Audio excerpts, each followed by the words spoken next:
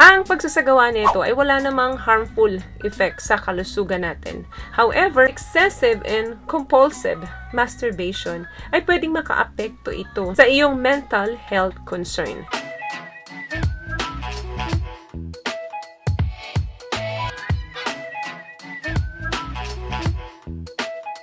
Hi guys! Welcome back to our channel. Kumusta po kayong lahat? Sana ay nasa mabuti po kayo. At sa mga hindi pa po nakakakilala sa akin, my name is Cheryl Ting. At kung bago pa lang po kayo sa channel na to, pwede po bang makingi ng isang favor to please consider to subscribe to our channel. And also, wag nyo na rin po sanang kalimutan i-click ang ating notification bell para in case may mga bago po tayong video na in-upload ay mabigyan po kaagad kayo ng notification.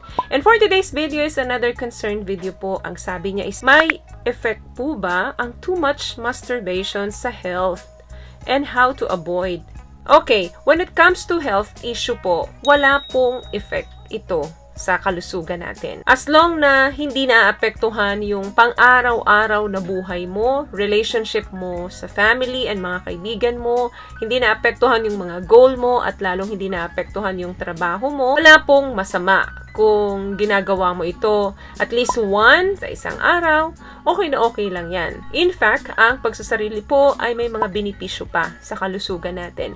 Bukod sa nagbibigay ito ng magandang mood, nagbibigay ng masarap na pagtulog, stress reliever, nabibigyan mo pa ng pleasure yung sarili mo at mas nai-explore mo yung katawan mo. Ano nga ba ang masturbation? Ang pagsasarili po is a common activity which involves touching genital or other sensitive part ng katawan natin para mabigyan tayo ng sexual arousal or pleasure. Ang pagsasagawa ng ganito is a natural, safe way to explore your body. Pa ba yung ibang mga benepisyo nito bukod sa mga nabanggit ko kanina? Nabibigyan ka nito, of course, ng relaxation. Nare-relieve din nito yung mga cramps mo sa aming mga babae. And mas nagkakaroon ka ng better understanding kung ano yung wants and needs mo pagdating sa pakikipagtalik. Kasi nga, mas nadidiscover mo yung sarili mo by doing this. Ang study rin po na ang pagsasagawa ng pagsasarili ay may lower risk na magkaroon ng prostate cancer. Okay, let's talk about side effects of masturbation. Ang pagsasagawa nito ay wala namang harmful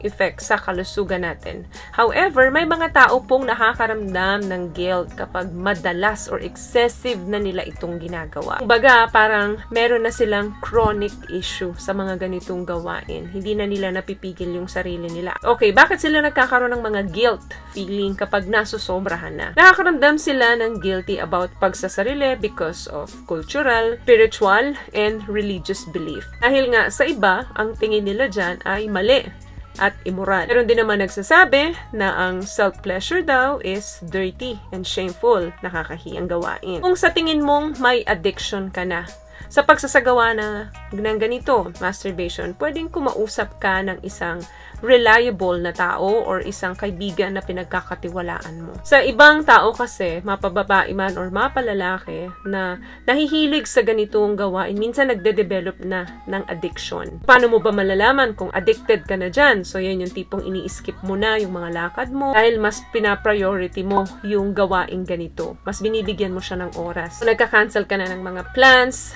dun sa family and friends mo kasi nga may nakaschedule ka na. And also, namimiss mo na rin yung mga important na events sa buhay mo. At kung meron ka namang romantic relationship, pwede na rin itong maapektuhan dahil mas pina-priority mo pa yung gawain na magsarili ka kesa makipagtalik sa kanya. Kasi nga, comfort zone mo ang gawain ganito. At doon naman sa mga walang karelasyon, pagka nasanay kayo dyan, bumababa po ang self-esteem natin. Kapag excessive na yung gawain ganito, nakakababa din ng self-confidence yan to the point na iniisip mo na kayang-kaya mo naman pala mag-survive kahit wala kang partner. But the truth is, mababa na yung self-confidence mo. Kaya ayaw mo na makipag-mingle sa opposite sex mo. Kung gusto mong mabawasan yung pagkahilig mo sa pagsasarili mo, kailangan i-stop mo or bawasan mo yung mga bagay na nakakapag-trigger sa'yo.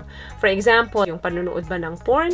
So, kung daily mo na ito ginagawa at nasa routine mo na talaga ito, kailangan mong bawasan ito kasi yung panunood ng porn o yung pagbalik dun sa mga gawain na kung saan nakakapag-trigger sa inyo ay mabubuhay. So, ang mangyayari, magti-trigger na naman na magsarili kayo. So, instead na gawin yan palagi, araw-araw, well, ang dapat ninyong gawin. Kailangan buhayin ninyo yung pakikipagsalamuha sa mga kaibigan ninyo. Mag-exercise kayo or sumulat kayo ng mga journal. That way, nadadivert yung attention nyo sa mga ganitong gawain. Kasi nga, na-occupy yung mas maraming oras ninyo sa ibang bagay. May mga myths na kumakalat about pagsasarili na kapag sobra-sobra daw, nagkakaroon ng hormonal imbalance, infertility, hydration, at meron erectile dysfunction daw. Pero hindi pa po ito proven ng mga scientifico. So, sa health, wala po siyang side effects as long na hindi naapektuhan yung mga daily routine ninyo, yung mga social activity ninyo, family and friends ninyo, na pong problema yan. But of course, para sa inyong mental state, meron po dahil bumababa ang inyong self-confidence kasi nga nandun lang kayo sa comfort zone ninyo. Plus yung feeling of guilt kasi nga excessive na ninyong ginagawa or madalas na ninyong ginagawa ito.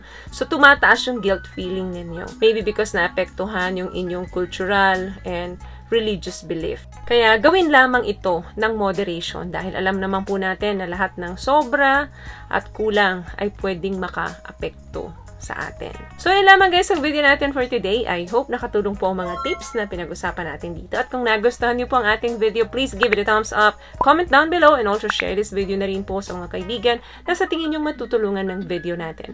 Once again, palagi po kayong mag-iingat at palagi po kayong manalangin. Thank you guys for watching and see you on my next one. Always love yourself and be a blessing. Bye!